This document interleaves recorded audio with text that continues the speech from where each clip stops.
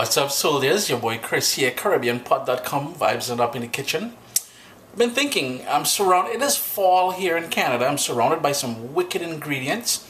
And I thought, hey, wait a minute. Why not do a pepper sauce or a hot sauce which reflects the ingredients that's local to me? So this one I call my... Why is my hand shaking so much with the camera, boy? I'm nervous. Oh, they're making me nervous, huh? A quick something. We're doing a Canadian version of pepper sauce. You're gonna like this one, man. Fiery, flavorful, and with a little sweetness. Can't go wrong. Hey, there we go. I guess technically we could use these Scotch bonnet peppers that, look at the dark one. The colder it gets, the darker the pepper gets. These Scotch bonnet peppers, but I'm trying to keep this sort of Canadian, as I said. So let's go in the back and get the habanero peppers. And these are all the habanero trees that I have. Let's see if we got some here. So there we go. You can see some here. There's a beautiful one over here. And we've got some more habanero peppers. The habaneros, they grow really well here in Canada. And I guess this is why I'm calling this my Canadian version of a pepper sauce or a hot sauce. There we go. Got some nice ones here. So I'm going to pick a few of these. I will go inside next.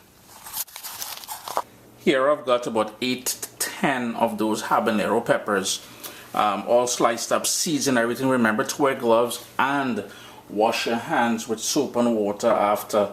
I'm going to go in with my apple cider. And this is not apple cider vinegar, this is apple cider. Stove is off at this point. I'm going to turn it on after. I have here some white vinegar. This is some mustard powder. We'll need some salt. And we've got here pure maple syrup. Not that Aunt Jemima nonsense.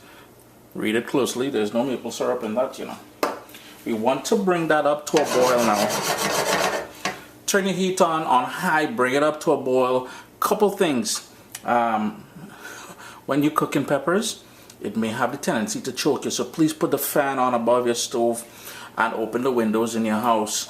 Bring that up to a boil, reduce it to a simmer, and let that go for about 20 minutes. Starting to come up to a boil now, so I'm just going to stir that to make sure all the ingredients are incorporated, nice and mixed up there. Remember I said turn that fan on or open up your windows.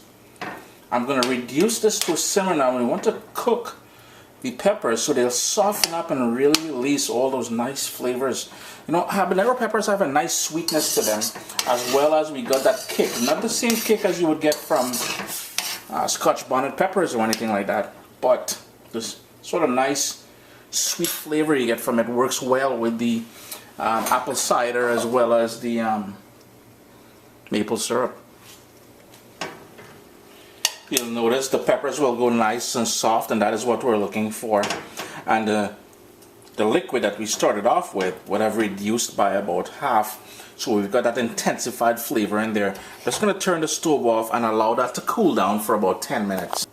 I've added it to my blender, but I notice there's quite a bit of niceness in the bottom there, so I'm just going to go in with a splash more of that apple cider. I'm just going to move that around because that is all pure goodness there as well, you know, and that's going to go into the blender as well. It's all in the blender here. And the last ingredient I like going in there with a little bit of acid, and I get that from the juice of half of a lime. I'm just going to squeeze that in there, and then we're going to blend it smooth. And it's just a matter now of liquidifying everything.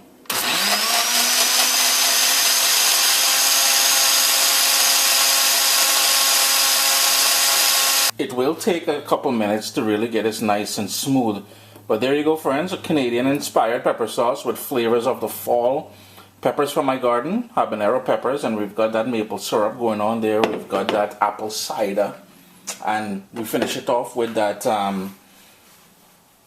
that lime juice. You know, that citrus is going to add a new dimension to this thing. Chris here, CaribbeanPot.com.